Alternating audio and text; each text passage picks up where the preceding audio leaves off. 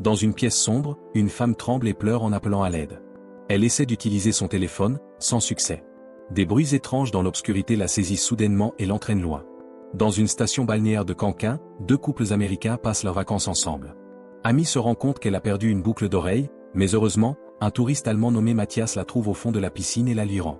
Le groupe l'invite à boire pour le remercier et apprend que Mathias est venu au Mexique chercher son frère, vu pour la dernière fois avec sa petite amie archéologue sur un site de fouilles.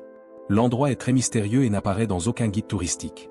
Curieux, le groupe accepte l'invitation de Mathias à l'accompagner le lendemain. Cette nuit-là, Amy se saoule en l'absence de son petit ami et manque d'embrasser Mathias, mais sa meilleure amie Stacy l'en empêche à temps. Le lendemain matin, Amy souffre d'une terrible gueule de bois et ne veut pas quitter la chambre, mais Jeff, son petit ami, la convainc de venir. Mathias et son meilleur ami Dimitri font une copie de la carte utilisée par son frère et la laissent à des amis. Peu après, le groupe arrive en ville, mais leurs guides ne viennent pas et ne répondent pas au téléphone. Ils n'ont d'autre choix que de prendre un taxi puis de marcher. Le chauffeur a un camion avec un gros chien qui effraie le groupe, et voyant la carte, refuse d'abord de les y emmener, avant d'accepter contre un supplément. Le taxi les dépose au bord de la jungle puis repart. Le groupe s'interroge sur leur retour, mais le téléphone de Mathias fonctionne et il a pris la carte du chauffeur. Coincé dans les buissons, il trouve un jeep appartenant au frère de Mathias, ce qui lui semble étrange. Suivant la carte, ils traversent la jungle et s'arrêtent à un étang pour se rafraîchir. Ils aperçoivent des Mayas les observant de loin et tentent de communiquer, mais les enfants ne réagissent pas. À ce moment, Mathias dégage des feuilles et des branches pour trouver leur prochain chemin. Amy trouve suspect que ce chemin soit caché, mais Jeff accuse simplement les archéologues de dissimuler leur découverte et la force à continuer. Après un certain temps de marche, le groupe découvre enfin les ruines anciennes et est émerveillé par le site. Amy prend des photos et Mathias remarque la tente de son frère au sommet du bâtiment. Soudain, un Mayan arrive à cheval et leur crie dessus dans sa langue. Le cheval, effrayé, refuse d'approcher. Jeff croit qu'il demande de l'argent et essaie de lui en donner, mais l'homme refuse. Deux autres hommes arrivent alors et Mathias leur montre une photo de son frère sur son téléphone. Les hommes saisissent l'appareil pour mieux regarder, mais perdent la raison quand Amy marche sur des plantes pour les photographier, allant jusqu'à menacer de tirer. Pensant que les Mayas n'aiment pas être photographiés, Dimitri marche sur les plantes pour récupérer l'appareil, ce qui rend les hommes encore plus furieux. Quand il essaie de rendre la caméra en signe d'excuse, les Mayas lui tirent une flèche dans la poitrine puis lui tirent au visage. Le groupe panique immédiatement et monte rapidement les escaliers pour échapper aux hommes furieux. Ils voient plus de Mayas arriver pour encercler les ruines, mais ces derniers ne les suivent pas. Au sommet des ruines, ils trouvent le camp archéologique, mais personne à l'horizon. Aucun ne capte de signal téléphonique, et le téléphone fonctionnel de Mathias est toujours entre les mains des indigènes.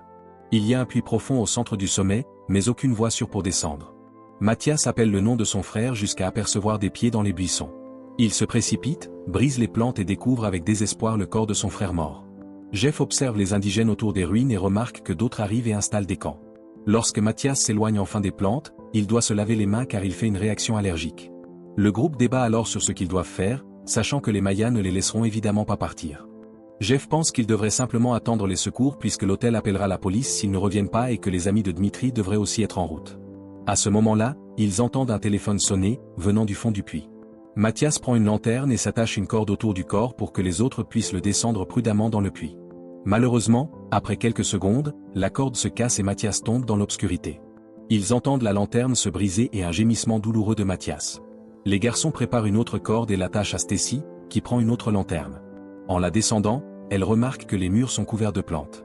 La corde s'arrête soudainement et les garçons lui disent qu'elle ne peut pas descendre plus bas, mais elle n'a pas encore atteint le fond. En regardant en bas, elle voit Mathias qui demande de l'aide. Pensant que la distance restante n'est pas trop grande, Stacy décroche la corde et saute. En atterrissant, des éclats de verre se plantent dans son genou. Pendant qu'elle retire délicatement les éclats, Mathias lui dit qu'il ne peut plus bouger ses jambes. Stacy crie au groupe que Mathias pourrait s'être cassé le dos et que ça sent le caca. Les garçons pensent qu'il faudrait descendre une civière improvisée pour sauver leur ami, mais Amy dit qu'on ne doit pas bouger quelqu'un avec le dos cassé. Elle descend précipitamment les escaliers et tente de demander de l'aide aux Mayas, mais ceux-ci continuent de pointer leurs armes sur elle. Jeff essaie de l'arrêter, dans la lutte, elle tombe sur les plantes, ce qui fait crier les Mayas. Cela la met en colère, alors elle leur lance des lianes. La plupart des indigènes esquivent par peur, mais une plante atteint un enfant. Une dispute éclate entre les adultes et l'enfant qui finit par être abattu. Tandis que la mère regarde sans bouger et Amy pleure d'horreur, Jeff la ramène au sommet. Le groupe discute de ce qui s'est passé en fabriquant une civière et réalise que les locaux ont peur de la liane. C'est pourquoi ils ont tiré sur Dmitri et l'enfant, et pourquoi ils ne les laisseront pas partir. Ils ont déjà touché la plante. Dans le puits, Stacy entend le téléphone et essaie de le trouver, mais le son vient des lianes qui semblent bouger. Elle décide de ne pas les toucher. Une fois la civière terminée, les garçons descendent Amy. La corde n'étant pas assez longue pour que la civière touche le sol, les filles doivent soulever Mathias. Son corps se plie sous le poids et la douleur est insupportable, mais au moins ils le placent sur la civière et l'attachent. Ensuite, les garçons le remontent au sommet, bientôt suivis par les filles. Jeff, étudiant en médecine, examine les blessures de Mathias et conclut qu'il ne faut pas le déplacer. Il cherche des médicaments dans les sacs et Amy trouve les clés du Jeep. Jeff découvre le billet d'avion de Dimitri pour le lendemain matin et est sûr que quelqu'un viendra le chercher s'il ne se présente pas. Le petit ami de Stacy, Eric, réussit à charger une lampe et Jeff couvre Mathias de couverture pour qu'il puisse dormir malgré le froid.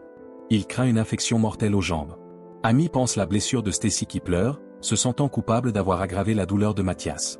Après avoir confirmé que les Mayas attendent toujours près des ruines, le groupe dort dans l'attente. Amy est agacé d'entendre Stacy et Eric s'amuser juste à côté.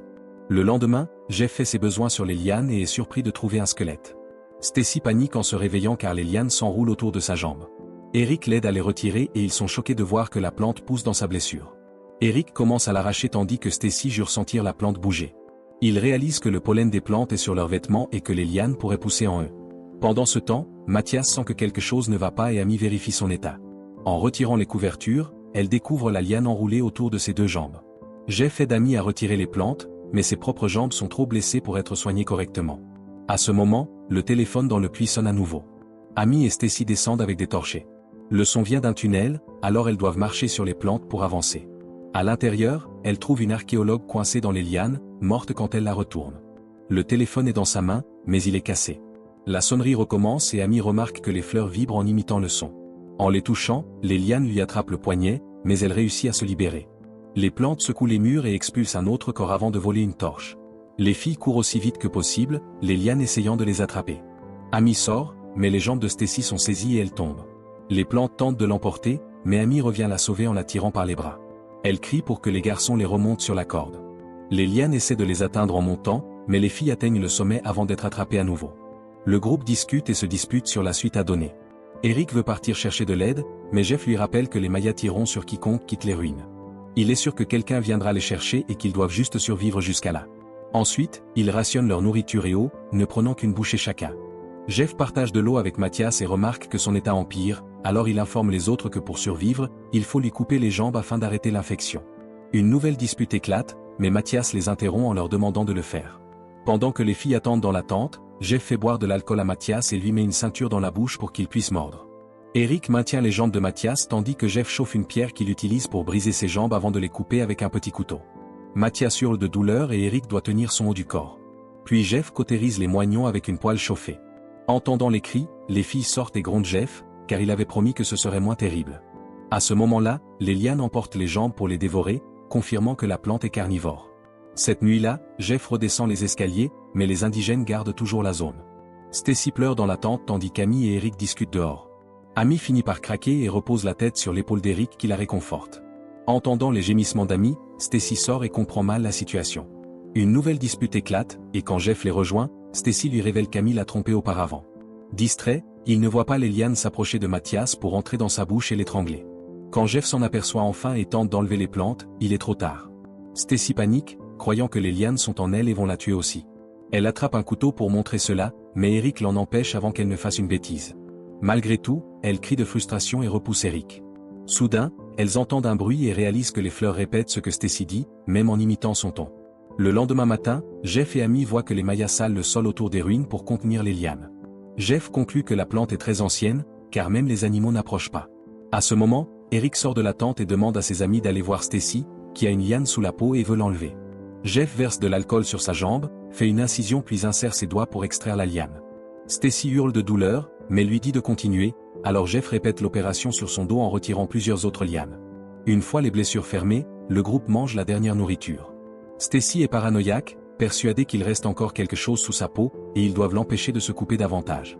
Amy lui tend la bouteille, et quand Stacy boit, les autres remarquent une liane sur son front.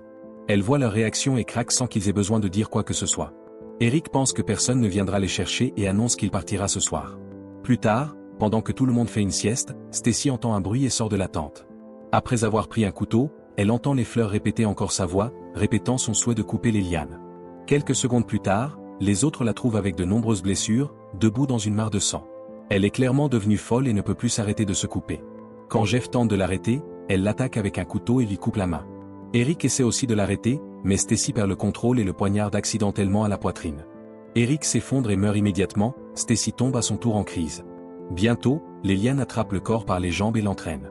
Stacy ne supporte plus la douleur et implore la pitié.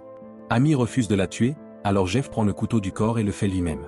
Ensuite, Jeff couvre la peau d'Amy de sang et lui donne les clés en lui disant de ne jamais s'arrêter de courir quoi qu'il arrive. Il la porte et la pose au sol en bas, faisant semblant qu'elle est morte, puis lui donne un baiser d'adieu. Ensuite, Jeff avance en parlant aux indigènes pour attirer leur attention. Soudain, il s'avance en criant le nom d'Amy, qui s'enfuit pendant que les Mayas l'abattent. Pendant que les lianes prennent le corps de Jeff, le chef Maya lui tire une balle dans la tête pour lui ôter ses souffrances. Les autres indigènes poursuivent Amy qui traverse la jungle aussi vite que possible. Elle trébuche et tombe plusieurs fois, tandis que des flèches frappent les arbres autour d'elle. Heureusement, Amy continue d'avancer et retrouve le jeep. Les clés fonctionnent et elle démarre aussitôt, mais sa joie est de courte durée car elle remarque une liane sur son visage. Le lendemain, les amis de Dimitri arrivent aux ruines à sa recherche.